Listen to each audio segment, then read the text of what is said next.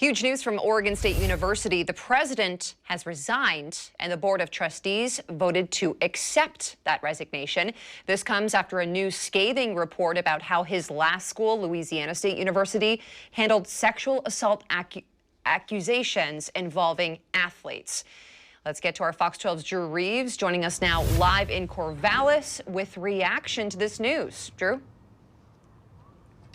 Yeah, the agreement on his resignation came this morning in a Board of Trustees meeting, and at times that meeting getting emotional.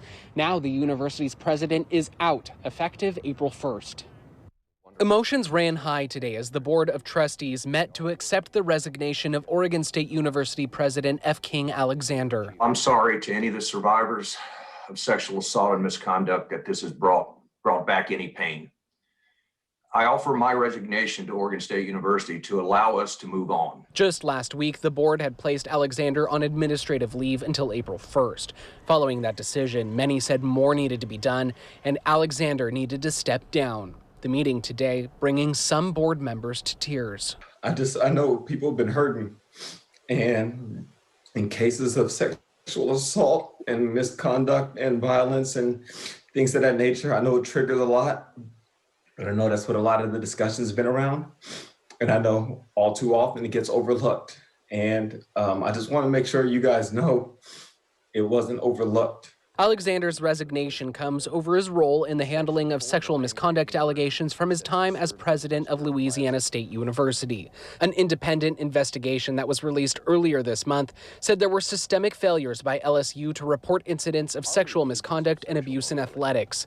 The report said that in 2013, it was recommended that Les Miles be fired as the head football coach over accusations of inappropriate behavior with female students.